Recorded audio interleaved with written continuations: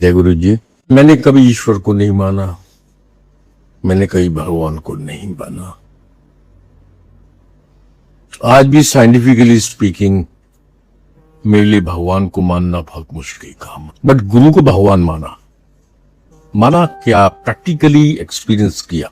मानना तो वो होता है कि हाँ जी इफ्स एंड बट्स हो, पर जहां आप खुद प्रैक्टिकली एक्सपीरियंस करें उसको मानना नहीं कहते। ये प्रैक्टिकली सामने है, मैं आज ये प्रैक्टिकली सामने है कि मैं आज सत्संग कर रहा हूं, इसमें ना मानने वाली कोई बात नहीं। प्रैक्टिकली इस चीज को एक्सपीरियंस करना कि आप ही तो भगवान हो, अगर कोई भगवान है तो। ये गुरु ने मुझे दिखाया, ये गुरु ने मुझे बताया, और प्रैक्टिकल 2010 में गुरु की समझ में आई, आप ही तो सब कुछ कर रही।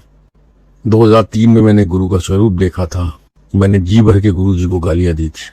अपनी बहन को मैंने बहुत बुरा भला कहा था, ये बाबाओं के चक्कर में क्यों पड़ जाती है। हिंदुस्तान इसी वजह से बर्बाद है। कभी कहते हैं ये देश सपेरों का देश माना जाता है, क्योंकि पढ़े लिखे लोग इन जंजालों में फंसे हुए हैं, तो एक गांव में रहने वाले बुद्धिहीन इंसान के बारे में क्या कहेंगे। 2004 में समय की मजबूरियां, क्योंकि गुरु ने मुझे बेस करना था, गुरु ने मेरे पर कृपा करनी थी, वो उनकी मर्जी है कि उन्होंने मुझे 2004 में एमए पास हो लाया। मजबूरियां पैदा की और मुझे जाना पड़ा। जब मैं गुरु के चरणों में गया तब भी मुझे गुरु पे कोई विश्वास नहीं था, ना कोई श्रद्धा थी, क्योंकि मेरी मजबूरी थी, मेरी सीधी आंख की रोशनी चली गई थी। मैं सिर्फ इसी पर्पज से गया था। मेरा गुरु से कोई लगाव नहीं, मेरी गुरु से कोई मोहब्बत नहीं।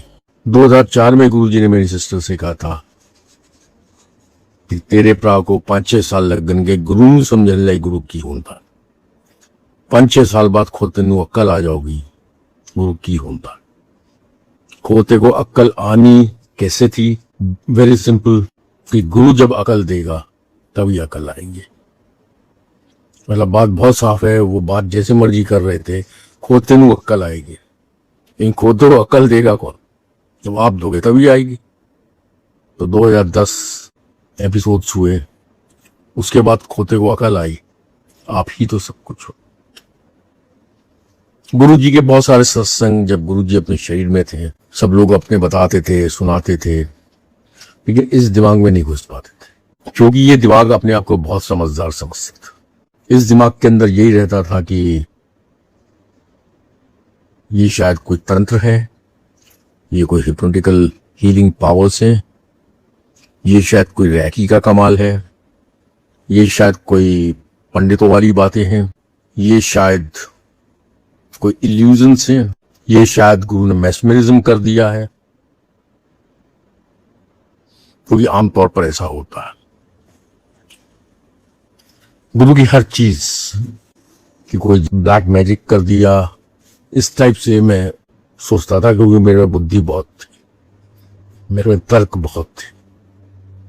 लेकिन 2010 में जब बैक टू बैक गुरु ने कई चीजें ऐसी की, तो एक चीज बहुत क्लियर लॉजिकली समझ में आई। जब तक इंसान, कोई भी इंसान कितना ही पावरफुल क्यों ना हो, अपने शरीर में है, तो शायद उसमें कुछ पावर्स हो सकती है। लेकिन शरीर त्यागने के 3 साल के बाद भी हर चीज जैसे वो कहता था वैसी चल रही है, और ऐसी ऐसी चीजें वो दिखा रहा है मुझे। कोई भी जादूगर शरीर में रह के जादूगरी कर सकता है। कोई भी जादूगर ऐसा नहीं पैदा हुआ जो शरीर में ना हो फिर 3 साल के बाद जादूगरी करे। वो जादूगर नहीं है, वो सिर्फ एक डिवाइन पावर है।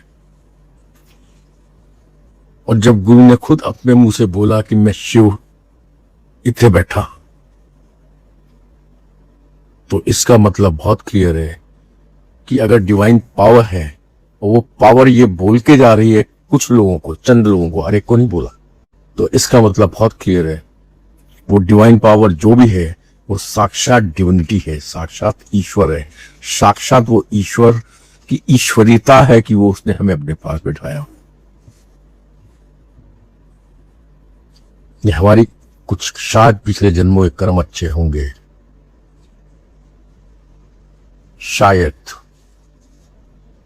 शायद गुरु को हमारे ऊपर दया आ गई होगी जो कृपा कर रहे हैं हमारी। तो जीवन का शायद मतलब अब बहुत क्लियर आप लोगों को, खैर मैं तो अनफॉर्चुनेटली ये सब जानता ही था, सभी जानते हैं, लेकिन मैं प्रैक्टिकली उसको एक्सेप्ट करता था कि जीवन का कोई मतलब नहीं है। बट हमारी नजर में मतलब नहीं है, लेकिन कोई ना कोई मतलब है जो सिर्फ गुरु को पता है। हमें नहीं पता, मुझे नहीं पता, आपको नहीं पता। क्या एक मकान बनाना है या 10 मकान बनाने, या एक गाड़ी होनी या 10 गाड़ियां होनी, क्या यही जीवन का मतलब है? अगर मैं अपने जीवन को देखता हूं, या सब लोग अपने जीवन को देखें, आप बच्चे पैदा हुए, एक बच्चे के रूप में आपने बाल लीलाएं की, आप टीन्स में गए, स्कूल गए, वही कंधे पे सब लोग बस्ते लेके गए,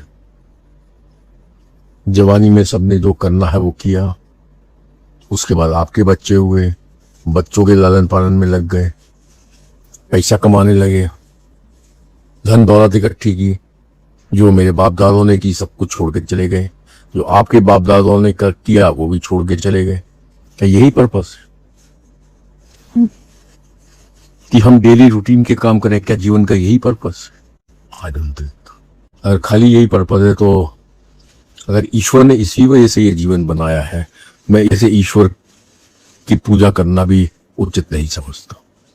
कुछ और पर्पस है जो वो उसको पता है। और गुरु की अगर बात माने,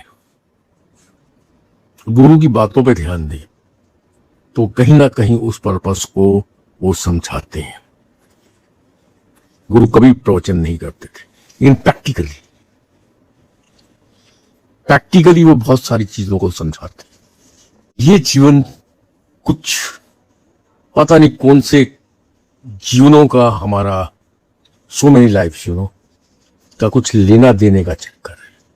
तो इस जीवन के कुछ लेने देने हैं। जैसे गुरुजी कई बार, फॉर एग्जाम्पल, मेरा एक दोस्त जो गुरु को मानता नहीं था, जो गुरु के पास कभी गया नहीं, एक बार बैठा, सिर्फ पैर दबाए, और जिसकी 4 दिन के बाद बाईपास सर्जरी होनी थी, उस सर्जरी से गुरु जी ने कहा कि होगी सर्जरी, चल जा चेकअप करा ले।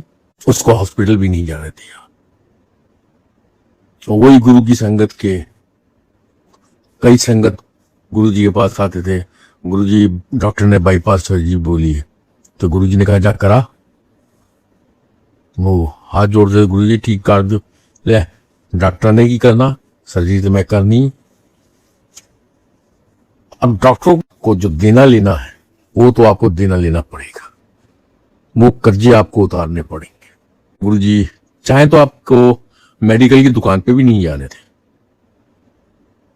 मतलब एक मेडिसिन की टैबलेट आपको नहीं खरीदने थे।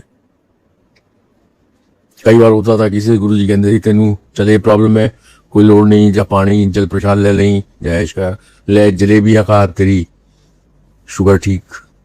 और कई संगत ऐसी जो सालों से आ रही होगी, उसकी शुगर ठीक नहीं, वो गोलियां खा रहा होगा, वो देना लेना है। गुरु जी खुद अपने मुंह से कहते सी, या फलाने डॉक्टर को दिखा के वो तेन ठीक कर देगा। उस डॉक्टर का कुछ देना लेना आपने करना। कई बार गाइड करते थे संगत को कि फलाने हॉस्पिटल चला जा, उसे उस डॉक्टर ने तो इलाज कराई, किसी और ना कराई, क्योंकि उस फलाने हॉस्पिटल के उस फलाने डॉक्टर का, उस संगत के आदमी ने कुछ पुराना देना लेना है जो गुरु जी पूरा करके उसके इलाज करवा रहे, किसी और का देना लेना नहीं है। तो इस वजह से दूसरी जगह भेज नहीं रहे। सो ऑलवेज रिमेंबर, जो मैंने गुरु से समझा प्रैक्टिकली, कि ये जीवन में समय और जगह बहुत इंपॉर्टेंट है। अगर कहीं आपका कुछ समय और जगह खराब होगी, गुरु चाहेगा तो समय बदलेगा, जगह बदलेगा, क्योंकि गुरु समय भी रोकता है। प्रैक्टिकली मैंने देखा, ये मेरे संग हुआ। जैसे सत्संग है, सत्संग में आपका बुलावा है, इसका मतलब गुरु आपकी जगह चेंज करके आपको ब्लेस कर रहा है। हम नहीं समझ पाएंगे इन चीजों को, लेकिन ऐसा होता है। जो होता है मैं उसकी बात करूं, समझना वो मेरे बुद्ध में नहीं है। समझ के मैंने दिमाग लगा लिया तो वही समझ में आया कि ये समझ ही नहीं सकते, ईश्वर की लीला को नहीं समझ सकते। आज की तारीख में ये सब बातें करना व्यर्थ हो जाती हैं। इन बातों का कोई सेंस नहीं रहता। आज मैं कुछ भी आर्गुमेंट करूं, जिसके घर में कोई उसका प्रियजन शरीर त्याग के जा चुका है, अगर मैं कुछ भी बात करता हूं तो वो मुझे बल्कि मेरी ऐसी तैसी कर देगा। वो गुरु के ऊपर उंगली उठा देगा तो मेरी औकात क्या है? I know it. वो गलत नहीं है। जिसके घर का प्रियजन असमय, जो जाने का समय नहीं था,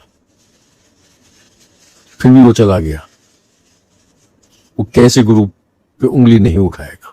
100% उठाएगा। और उसको मैं कहूं नहीं, गुरु जो करता है वो अच्छा करता है, शायद वो मेरे ऊपर भी उंगली उठाएगा, तो मेरी क्या औकात है? आज के इस टाइम पे एक चीज दिमाग में डाल लें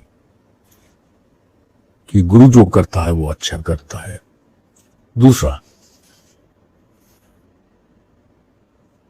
जीवन तो जीना है, चाहे जितना साल से लिखी है। अगर वो जीना खुशी खुशी जिए, प्रियजन तो चला गया, खुशी नहीं हो सकती, ये भी बात सच्ची। लेकिन थोड़ी पॉजिटिविटी अपने अंदर लेके आए और गुरु की एक और चीज को मानने की कोशिश करें। शायद हमारे भाग्य में ये था, और शायद ये हमारा समय एक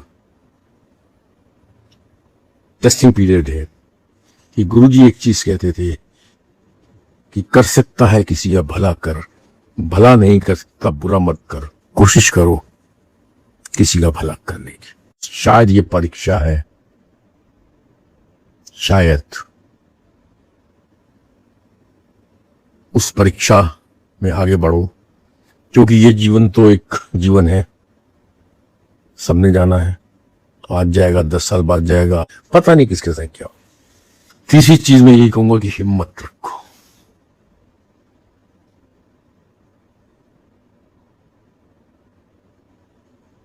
क्योंकि आपकी भी शायद जरूरत है। एक प्रियजन चला गया,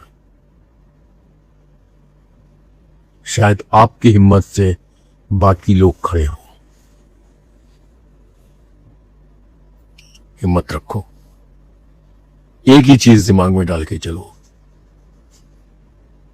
कि गुरु जो करता है वो अच्छा करता है। जो गुरु करे वही भले मानो। शब्द कीर्तन में भी है, अदरवाइज भी है। जीवन मरण मेरे हाथ में नहीं है, जीवन मरण आपके हाथ में नहीं है, जीवन मरण किसी के हाथ में नहीं है। और कुछ चीजें तो हमारे हाथ में है। तो आज ही मैं एक अंकल का सत्संग सुन रहा था, फोन से बातचीत हुई थी, बच्चा नहीं हो रहा था।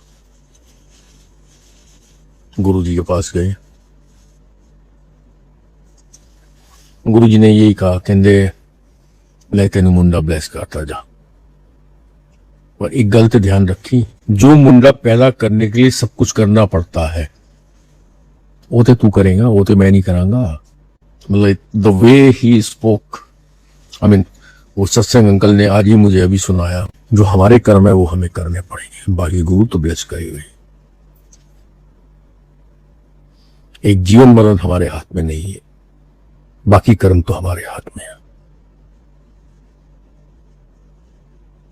कर सकते हो किसी का भला करो, be positive, try to be positive. हिम्मत रखो, बुरा टाइम है, फिर गुरु से प्रार्थना बस यही करो कि गुरुजी जो आप चाहते थे वही मैं चाहता हूं। एक थाली में 4 लोग बैठ के लंगर करना शुरू करें, वही पुराना वक्त दो, वो समय दो। बस इतना ही कह सकता हूं, और नहीं, बस और नहीं, गम के प्याले और नहीं। बाकी मालिक जो भी करेगा अच्छा करेगा, अच्छे के अलावा कुछ नहीं करेगा। अंकल का जो लास्ट का सत्संग है कि बाकी काम तो तू करना है ना, मैं मुंडा ब्लेस करता।